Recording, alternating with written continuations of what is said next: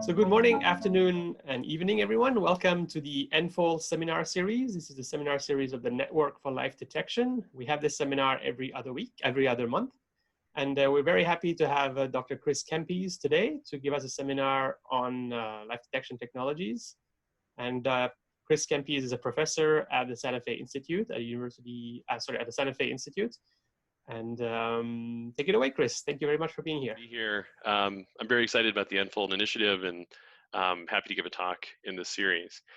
So what I want to talk about today begins with sort of this old problem of trying to think about universal theories for life. This is, of course, a question that many people have been interested in for a long time and have had various proposals for and thoughts about. And the way I really want to think about it today is through this of systematic physiology and how we might be able to generalize or universalize that physiology. And so one way of sort of framing the possibilities for thinking about a universal theory of life is to kind of think about two ends of a spectrum. So on one end, we have all the observations of extant life that we already have. On the other end, we have a whole set of abstract ideas and principles coming out of maybe mathematics, or theoretical physics, or even computation. And from those, what we'd like to do is ask what's the right set of ingredients from these different either abstract ideas or explicit observations of life that lead to a set of general principles for living systems that we might expect to be true across the universe. How do we take those general principles and create a universal theory of life? And then from that sort of expand back out to either be able to make specific predictions for origins of life research or astrobiology. And by specific predictions, I mean predicting distinct types of origins of life. So could you use such a theory to start to design, say in the lab, new origins of life? And in astrobiology, what I mean by prediction is, can you sort of predict the types of observations you would like to make, maybe in any environment or across a huge variety of planetary conditions?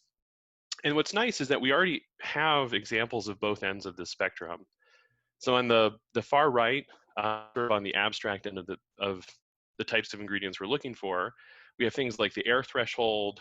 We have ideas about pattern formation. So these, for example, would be Turing patterns or examples where people have shown that it's possible to start, getting things to divide, replicate in specific contexts using just reaction diffusion equations. The air threshold is, of course, is an abstract limitation for the largest possible mutation rate given the amount of information that you're trying to preserve in a system of a particular population size and so forth. So there's some very general population genetics there that we could actually apply to a huge range of systems spanning, biology all the way to cultural evolution. So these are very general ideas on the right. And on the left, we have lots of things that we know about the biology we actually have, especially since the 1950s, where the amount that we know about observed physiology, known mechanisms of genetic inheritance, the genetic code, all of that has really been elucidated. And then we have this very detailed description of exactly what organisms on our planet are doing to meet things like the air threshold or to explore physiological space, so forth and so on. And so what I'll focus on mostly today is how we take this left end of the spectrum and we use that to start generalizing it. So how can we take everything that we've observed or much of what we've observed from modern extant life and generalize that to some set of principles? And in a lot of times what that means is actually mapping the left end of the spectrum to the right end. So can we, for example, take certain aspects of observed physiology and understand what physical concepts, computational principles are actually driving those, and ask which aspects of those are arbitrary and which aspects should be universal. So another way to think about life, I think probably the classic way that we've thought about life since Darwin, is that the way to understand a single organism or a single species is to think about its evolutionary trajectory through a set of historical contingencies in a very specialized environment, competing with lots of other organisms in a very specific ecology. And so the thinking often has been the way to understand this rich diversity and to understand often the very amazing physiology of a single species is through that evolutionary history and these trajectories of co-adaptation and evolution within environment and ecology. I think ultimately that has to be true, right? If we want to understand a single species, we may have to think a lot about evolutionary contingency. But this also ignores that at more macroscopic scales or higher perspectives of life, we might actually be able to understand sort of broad regularities in what's happening for evolution. And that may actually be guided by physics. And so one of the first people to point this out was Darcy Thompson, who started realizing that lots of physical constraints could be implemented into evolutionary thinking.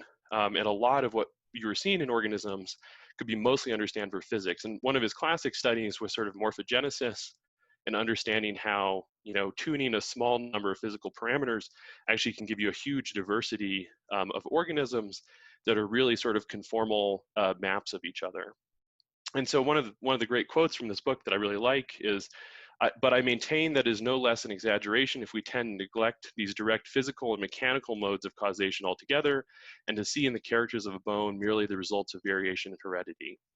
And so what he's saying here is, he's tipping his hat to evolution and saying, yes, we have to understand the modes of genetic inheritance, variation, natural selection, but all of that's happening in some sort of physical world. And so when we think about a bone, for example, that bone won't violate the laws of physics. And in fact, how evolution selects things may be very highly connected to physics. So there may be certain problems where the physics actually tells us a lot. And so I think in thinking about universal theories of life, what we really need to start doing for extant life is to start to separate out aspects or features of life that we think are physics dominated and those that we think are evolution or ecology dominated. Another way of saying that is contingency dominated. So features that can sort of only be understood as an emergent property of some complicated set of interactions or complicated evolutionary trajectory. And that there may be certain features that's the only way to understand them. The length of the optic nerve in the brain, or lots of other sort of arbitrary features of organisms. However, for certain problems, the physical laws may actually tell us a lot. So we may actually be able to predict a lot about what we see in life just from understanding the physical or chemical laws of a system. And a way to conceptualize that full picture is this sort of diagram, right? So what's really going on for a set of organisms is that we have some set of genetics that's encoding a set of traits. So there's some genotype-phenotype map. Those traits, though, then interact with a set of physical constraints to determine performance. And what I mean by that is if you have genetics that encode for a bone of a certain thickness, if that bone breaks under stress, then that's going to have low performance in, say, a leg or an arm for a particular class of organisms. So those traits are, of course, operating within a physical world that gives you some sort of performance. That overall performance of an organism then interacts with the ecology of a system where you get all the richness of competing with other organisms, evolutionary game theory, niche construction, all those sorts of ideas. And that ultimately gives you the fitness or sort of reproductive success of organisms, which then feeds back on heritability and population characteristics, gets fed through heritability and population characteristics to then give you the next generation of genetics. And so those are all the aspects of population structure, population size, sort of all the classic aspects of population genetics that's sort of feeding fitness back onto the next generation. And so this whole picture is important, and any one of these characteristics could sort of be the most important thing for understanding a class of organisms. But what I'll argue is that for many sort of general aspects of life that we might be interested in, we can actually focus on this box, where we're mostly considering how traits interact with physical constraints and then lead to sort of performance where you then want to optimize on that performance. And so the question is, do we actually see anything like that in modern life? And the answer is yes, we do. Sorry, let me skip forward a couple and then come back. And the answer is yes, we do. So here's a scaling law relating, say, the log mass of an organism to the log biomass production rate, which is really just a way of saying what's the total reproductive capacity of an organism in a year.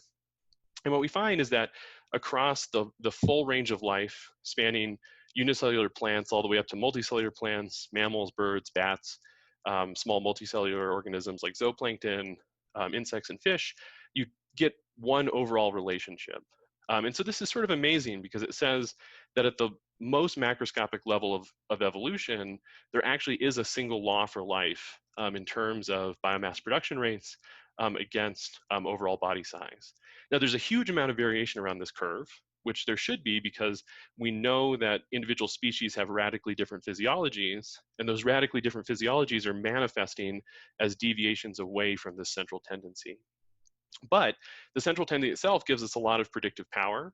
It tells us sort of on average how different you expect something to be if you go across an order of magnitude in body size.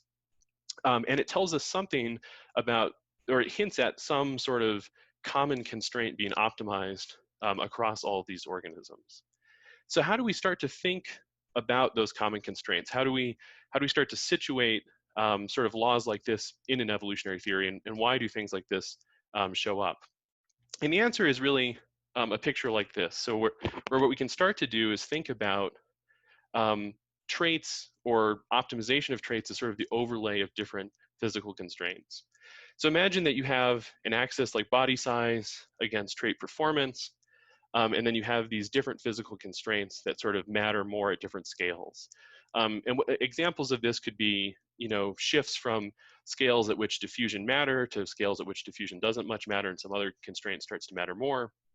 And so what you can imagine is that sort of at small body size, some trait's performance is dominated by responding to one particular physical constraint, and that kind of gives you this curve 2 at the small end that's sort of the optimal trait performance, and then at some large body size, some other constraint matters more, and you get a different optimal curve for trait, the feature of a trait or function as a function of body size, and then the overall relationship of what a trait looks like with increasing body size would be some summation of these two, or some relative weighting of these two constraints, such that you might get some overall curve that you'd be able to understand from optimizing different physical constraints at different scales. And of course, organisms then, in terms of overall performance, are some combination of traits. So you think about having different traits that depend on different physical constraints and may depend on different physical constraints at different sizes. All of those things get independently optimized by evolution and lead to sort of this overall trait performance curve where you'd have body size against some feature and then how well that feature does. And in certain cases, when say one physical constraint matters enough across sizes, you might have some sort of emergent law. So in the right-hand plot, for example, if you have two physical constraints that give you similar sorts of scaling of trait performance at different scales, or if only one constraint really matters, then you might see some really sort of nice systematic power law or something like that across many body sizes. And so the scaling relationship I showed you before, you could ask, well, when should we expect to see a scaling relationship like that? And the answer is, when the same physical constraints dominate across many scales or across diverse organisms. So when there's a small, or maybe even just one physical constraint determining most of organism functionality across a large range of sizes, then you would get this, then you would get a single power law relationship.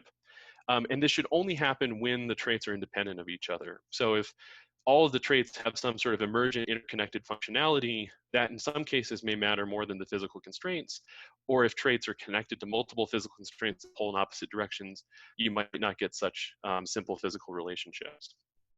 But the fact that we see something like this really does tell us that it's likely that we're seeing a small set of, or maybe even one constraint, sort of optimizing much of organism physiology across a huge range of conditions. And yet, returning to this picture, we should expect, because we know that different physical forces, for example, matter more at different scales, we should expect to sort of see kind of shifts in these relationships based on changing dominant physical constraints. And that's actually true. So if we zoom in on the small end of that universal curve I showed 2 slides ago, and look at a sort of a different measure of organism growth or performance, the total metabolic rate, which would just be total power usage of an organism, then we see that as you go across these major evolutionary transitions from single cell bacteria to unicellular eukaryotes to small multicellular life, you get distinct scaling relationships in the relationship between metabolic consumption and the total volume of an organism. And in fact, the exponents of that are quite different. So in bacteria, you're looking at a law that's pretty close to a power of 2.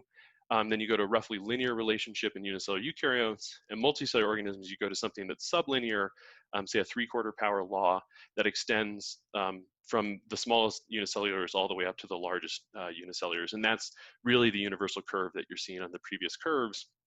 It sort of smears over the bottom of this.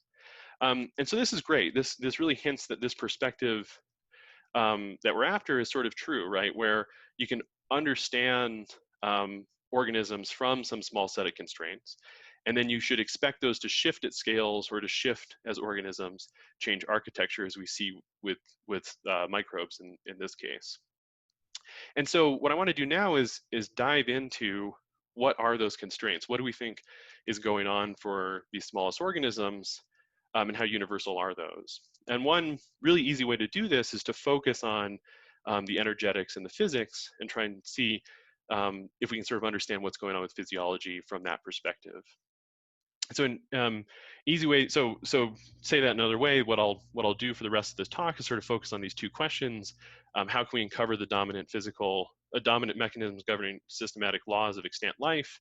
And how can we separate universality from contingency? So in the first half of the rest of this talk, I'll mostly address this first part where we'll uncover a few different mechanisms governing microbial life. And then we'll move into this question about how much of these features are actually universal and how many do we think are actually contingent. And what I mean by contingent is contingent on the evolutionary history. So taking this picture, we can start to sort of understand what mechanisms are at least connected with this overall metabolic rate and what sorts of physiology we can predict from them by starting to make metabolic rate a slightly more detailed sort of theory of physiology. And the way to do that is to take this very classic idea of metabolic partitioning to try and understand physiology. And so this starts with Pert in the late 1950s and early 1960s, recognizing that if you look at metabolic consumption curves in organisms, you tend to get these linear relationships, showing that the total metabolism is partitioned into some amount of energy for growth in an organism or some amount of resource consumption for growth, and then some amount of energy for maintenance. So the idea here is that energy doesn't just translate into growth because there's some overhead cost organisms need to pay to repair and maintain existing biomass, and that sort of subtracts from the overall metabolic rate to give different sorts of growth curves. Now in our context, we can make that very specific by saying total metabolic rate B equals some growth term, which is just the energy to create a unit of mass times the rate of mass creation in an organism, plus some energy to some metabolic rate to maintain an existing unit of mass times how much mass you actually have. And then what's nice is that the left-hand side of this curve, the total metabolic rate, we can interpret as one of these power law relationships I've shown on the previous slide. And then we can rearrange all of this for growth rate dm/dt and actually then solve the growth trajectory for single cells or single organisms to give mass as a function of time. I won't show it here, but we've used this curve to sort of show that that you can predict, knowing the average energetics, which are really these energy to create a unit of mass, energy to maintain a unit of mass. You can use those average energetics to predict the curves through a lifetime of both single cell and multicellular organisms, and that's really nice. But what's also nice is once you know those energetics and you understand this metabolic scaling exponent alpha, you can also solve for how much time it takes for an organism to reach reproductive maturity. And from that time scale, you can then determine population growth rates, which is what I'm showing here. So this is the specific growth rate of an organism against the body mass of that organism for these different taxonomic groups. And what's really nice about this is our energetic theory predicts these sort of cross-species differences in how fast populations are able to grow. In bacteria, and prokaryotes in general, we predict that as body mass or cell volume gets larger, organisms actually, species should grow more and more quickly. So that's this increasing power law relationship for the bacteria. And yet in unicellular eukaryotes, you have the opposite relationship. As cell sizes get bigger, the species with those cell sizes grow slower and slower as a function of size. And that carries all the way out into multicellular life. Those differences, the difference in sort of this increasing versus decreasing growth rate, is just due to differences in the metabolic scaling. So this shift in what the overall scaling relationship is has huge consequences for the physiology and eventually the evolution of these organisms, as this growth rate is sort of one of the main features that might be selected for and traded off against for populations that are competing. Now, it's nice to capture these overall broad trends, but I think maybe even a more interesting feature of these curves is that we can predict these asymptotic sizes. So you'll notice on the left-hand side of the red curve, you get this sort of lower bound where the growth rate goes to 0 at a distinct size. What's happening there is that all of the metabolic energy is being used for maintenance purposes, and you simply don't have any energy left in these smallest bacteria for biosynthesis. That happens at a finite size and basically predicts a lower bound on the possible bacterial cell sizes. And then in unicellular eukaryotes, that same limit happens at the large end rather than the small end due to differences in that metabolic scaling. And so what you have here then is an upper bound on unicellular eukaryotes, which you can see occurs roughly at the scale where you stop seeing lots of unicellular eukaryotes and you start seeing multicellular life. So we think that this limit actually motivates an evolutionary transition. It doesn't say that evolution had to find that evolutionary transition. It may never have found it, but it does tell you the scale at which it should occur. It should tell you the relative scale at which you would expect to start seeing multicellular life. And indeed, that's where we do see the smallest multicellulars. Now, going back to the smallest bacterium, this actually does a good job of predicting all the world record holders that we've seen.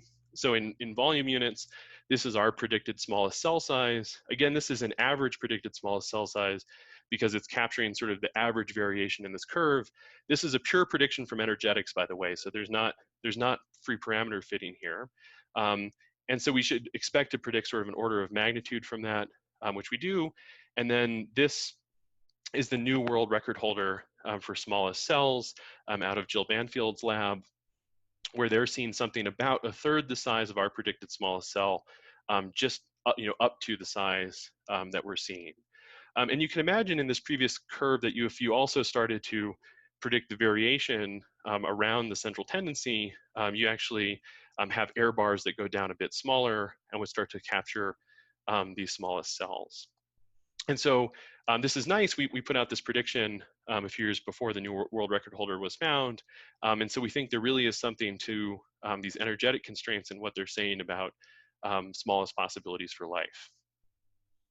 Now, taken together, I think this is a really nice story about how fundamental energetics predict things like growth rate and tell us something about minimum and maximum sizes of organisms just from the energetics, tell us about evolutionary transitions and ultimate limits to life on the small end, but it also misses some other features of this curve. So for example, you could ask, why do the bacteria stop getting big? So why do you have this evolutionary transition to eukaryotic life? Why don't you see bigger and bigger bacteria? They're growing more quickly, they have more metabolic power, everything seems to be good for them. So what constraints, because it's clearly not energetic constraints, what constraints are starting to emerge that would limit the largest bacteria? And so in the original paper, we said, well, this must be about some sort of physiological process. And so now we start to get into more of the specific physiology or even some of the contingent physiology that we have for the particular life we see, where we'd like to understand what constraints emerge there. And the idea really is to look at the macrophysiology of, say, just bacteria to see what kind of new constraints we get from that macrophysiology that aren't just fundamental energetic physical constraints, but are really about sort of the particular physiology that organisms have. And then later we can ask about how universal those constraints are. And so what we'll do for a while is just focus on the main macromolecules of bacteria, the ribosomes, other RNA components like tRNA and mRNA, total DNA content, protein volume, how much enclosing envelope you have for the cell, and sort of ask how all of these things are changing with bacterial cell size and see what kind of constraints we can get at. And so just empirically, one of the things that we find is if you compile data from the literature looking at, say, genome volume against cell volume, you see this very strange scaling of the total amount of DNA in a cell as a function of cell size. So in all of these plots, I'll draw this green line, which is really just a one-to-one line. So that's just the total cell volume. So you can get a relative sense of how much of a cell is a particular component, and dividing one by the other with a conversion would give you the overall concentration in a cell. And so what you see for genome volume is that it's scaling like cell volume to the 1/5 power. So this is a very slow increase in genome size with increasing cell size. It means the genome is rapidly diluting out in larger and larger bacteria. And it's sort of strange, right? Because it says that if you double cell size, you don't just double genome size, you far less than double it. If you go up by an order of magnitude, you go up by far less than order of magnitude in genome volume, and yet there's this consistent increase. And so what it's really saying is that as bacteria get bigger, they're not choosing to use that extra space to radically increase the sort of genetic complexity, which would be the sort of physiological diversity or complexity that they have access to with increasing size. They are becoming more physiologically and genetically diverse, just internally in terms of the number of pathways that they can have and so forth, but they're doing so very slowly. And so I think there's sort of a mystery here that we're still trying to figure out, but it is nice to sort of know that bacteria have this very nonlinear scaling of total genetic complexity. Now we could do a similar thing for the expressed protein volume. So now this is just all of the proteins expressed in the cytoplasm as a function of cell size. What you see here is that, again, you get a diluting out protein volume with increasing cell size, but this is happening more quickly than the genetic scaling. And so this says that every time you get a new gene, you also express all of the other genes many more times. So the copy number, you can infer from these two plots that the copy number of every protein is going up like the square root of cell volume. Again, some mysteries here, right? Why not more protein volume? Why not just a linear scaling relationship, keeping protein volume, protein concentration constant across cell size? Why aren't cells using this added space to add more proteins? Lots of sort of questions here, that many of which we haven't fully answered yet in terms of what are the physical constraints, what are the dominant trade-offs, how much of this is contingent. But taking these things as given, we can then predict lots of other things about cell physiology. One nice example is you could say, well, can we predict how many ribosomes the cell needs? Which we can if we write down a very simple model for the ribosome dynamics in a cell. So this is the growth of ribosomes over a cell cycle. So that's the far left turn, just this rate of ribosomal increase. And what that is then some production rate for ribosomes, which is really ribosomes making all the proteins that make more ribosomes. So this is kind of the self-replication of ribosomes. And you have minus some specific decay rate. And so gamma is really the only parameter that you need to focus on here. And gamma just says how many of the ribosomes are dedicated to making more ribosomes versus making all the other proteins of the cell. So this is really a proportion of the transcripts in the cell that are ribosomal proteins or ribosomal transcripts, rather than all of the other transcripts. So that's great. That tells us how the ribosome pool grows over the cell cycle. And then the simple model continues with how the protein pool should change. And so it's basically all the ribosomes that aren't making ribosomes are making the proteins in the cell. So this is 1 minus gamma times this ribosome production rate minus some decay rate for the total proteins. So taking both of these equations, we can couple and solve. And once we do that, we get time courses for ribosomes and proteins in a cell. And then you can impose some simple limits, like you need both of these pools to double at the same time, and you need them both to double by the time the cell divides. And what that then gives us is a bound on the minimum number of ribosomes you need to get both pools to double, given how large your protein pool is, NP, and how fast you're growing, what the specific growth rate mu is. And again, all of these other constants are sort of basic biochemical rates.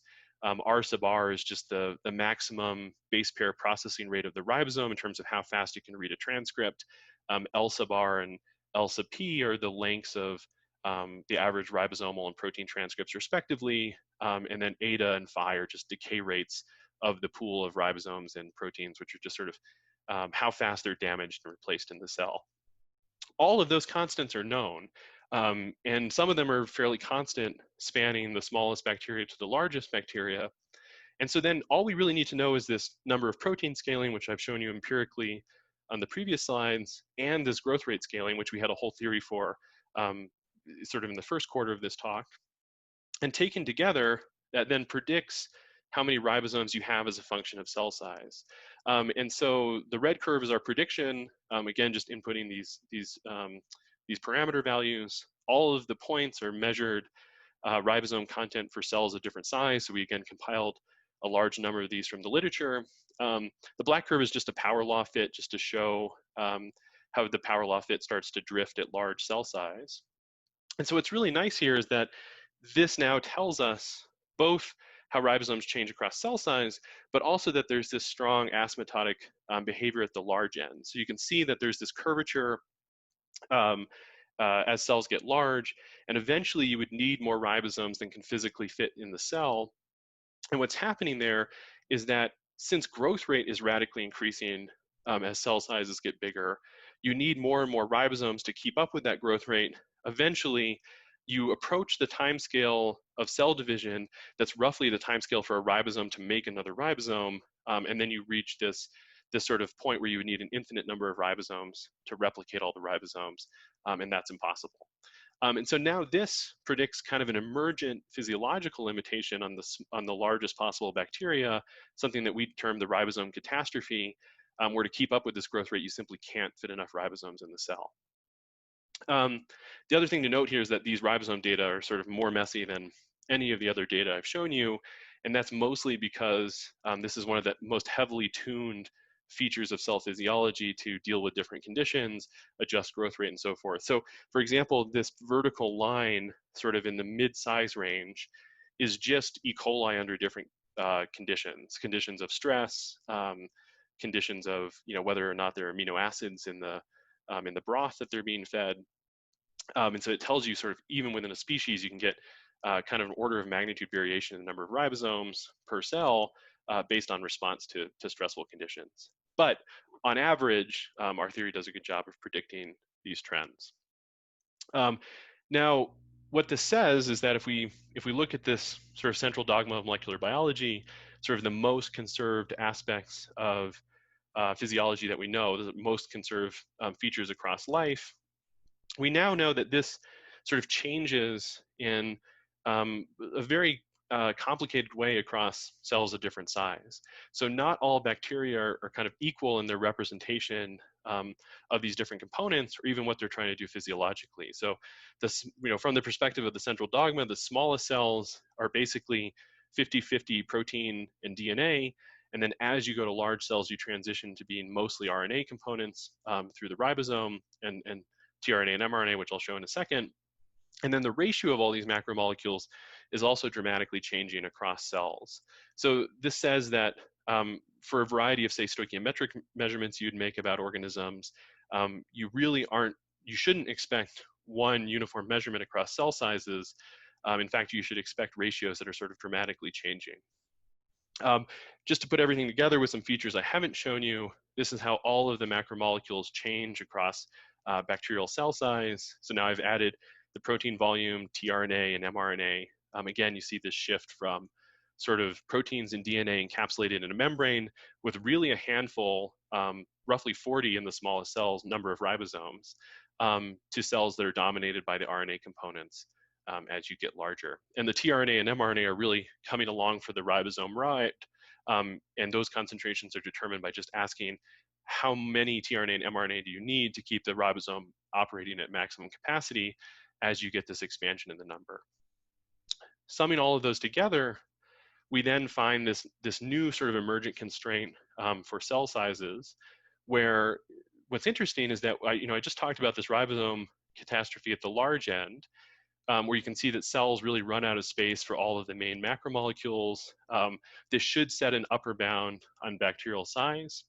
And then what's also interesting is that all of those cellular components also fill the cell volume at the small end. So what we now have is sort of two emergent constraints. One that's sort of set just by the physics of energetics. So you have this energetic minimum for the smallest possible bacterium. And then coinciding with that is now a space constraint where you also run out of physical space for componentry at the same scale that you run out of energetics, and that both happens at this small end of bacteria.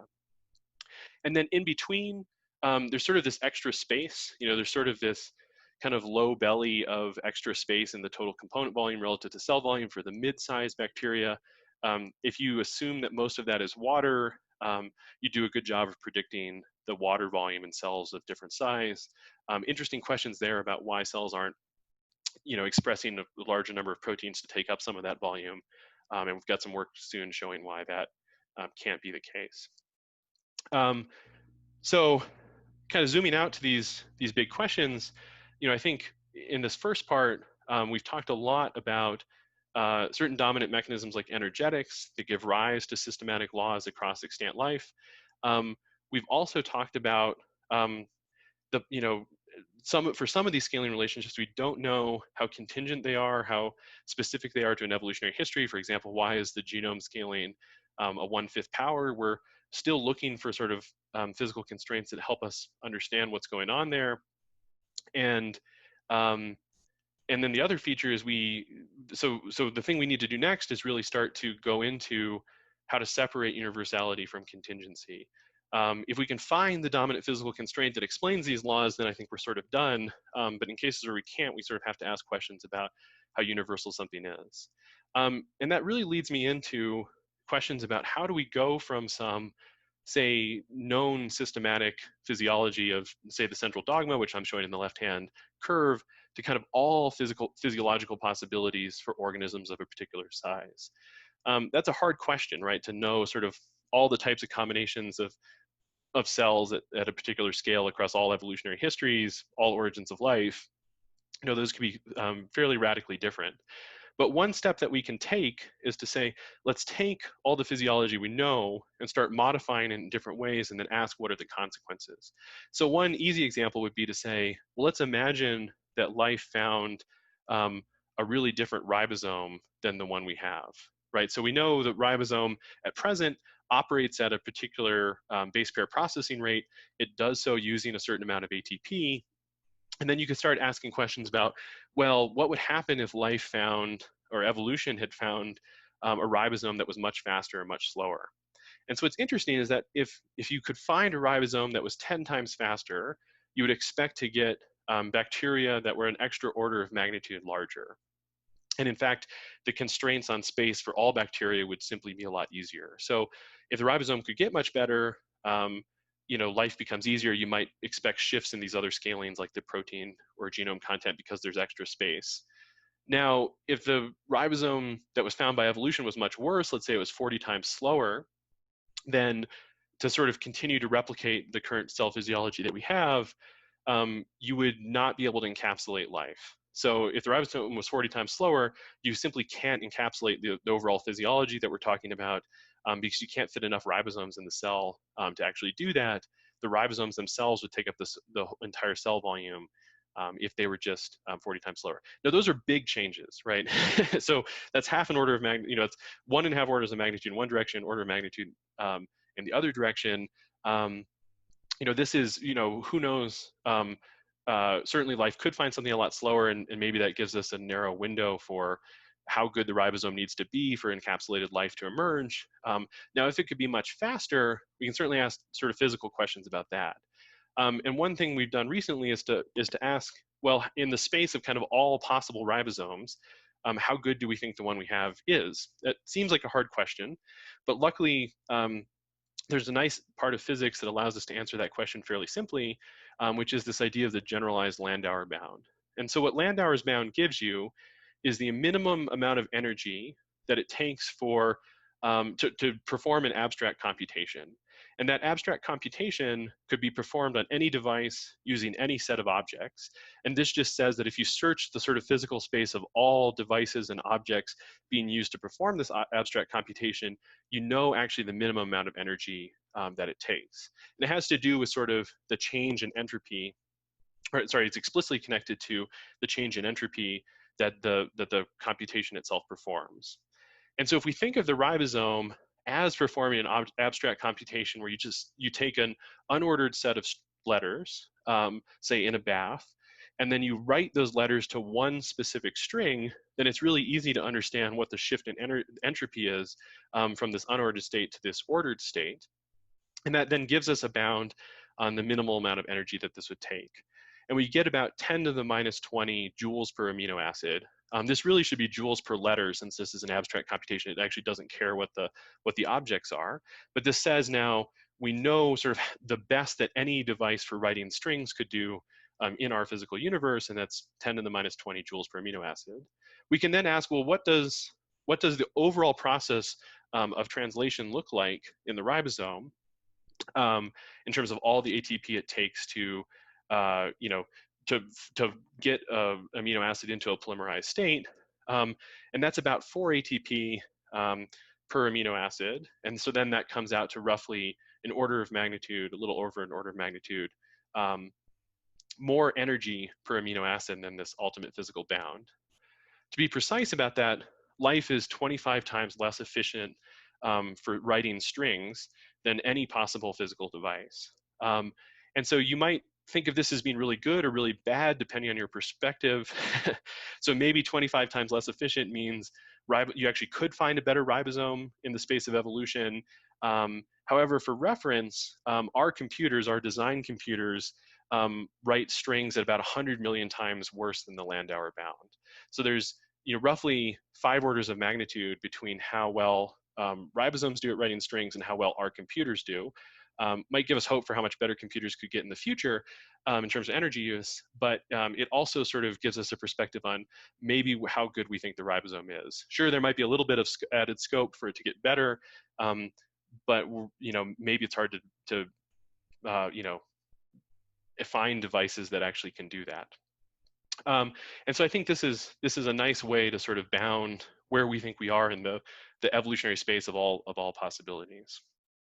And now I want to zoom out a little bit and say that a lot of what I've talked about has been very much at the micro scale, especially with this ribosome example. This is sort of at the smallest kind of molecular scale of organisms, and here physical theories and sort of bounds tell us a lot.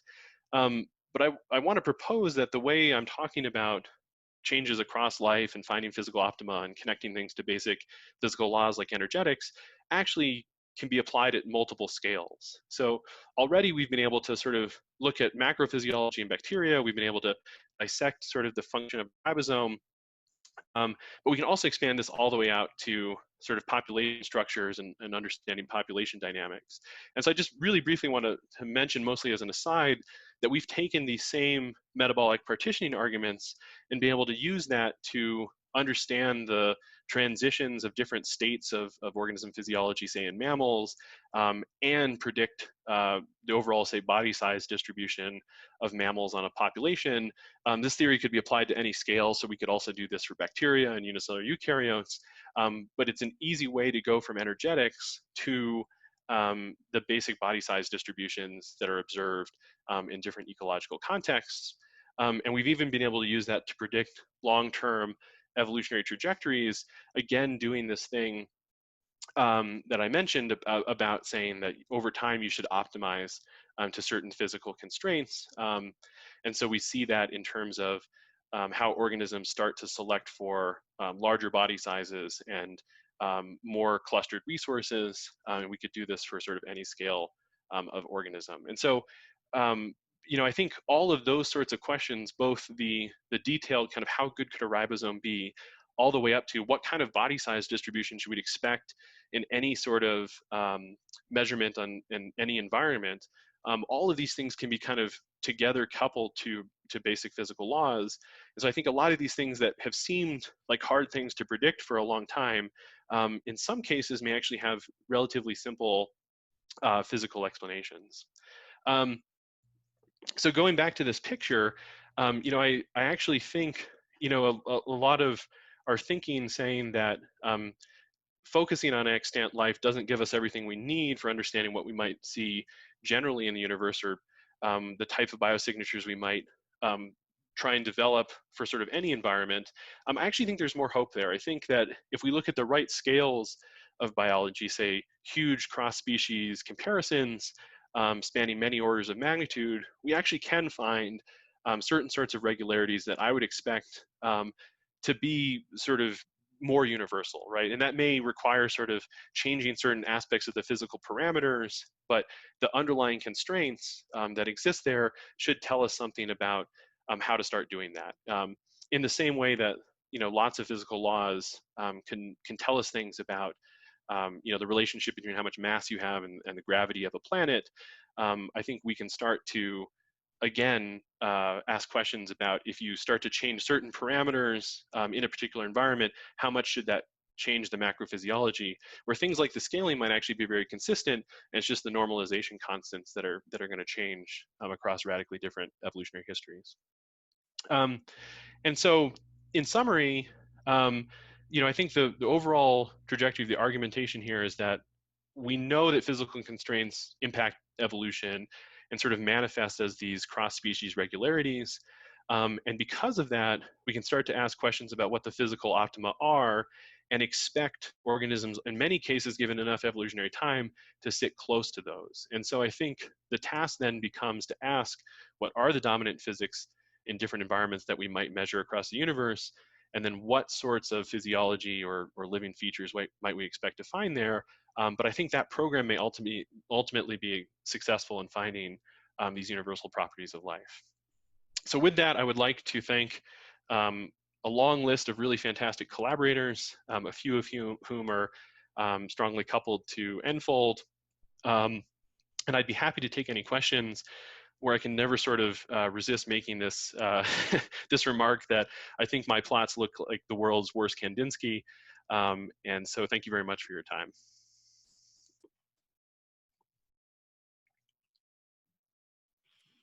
Thank you, Chris. Wonderful, wonderful presentation. So the floor is open for questions. If you have any, please feel free to unmute yourself. Hey, Chris, this is Roland. How's it going? Good. How are you, Roland? So first of all, there is no bad Kandinsky. Okay, they all are great. No, I'm a bad Kandinsky. Oh, I see. Okay. Yeah, my plot is a terrible impersonation of a Kandinsky. Yeah. Anyway. I really enjoyed the talk. Thanks a lot. I was wondering, I wanted to hear your take on, I find, the discussion on particularly small or particularly large cells particularly intriguing. And I was wondering what your take is, particularly on like large cells. So in all your plots, right, you talk about total cell volume.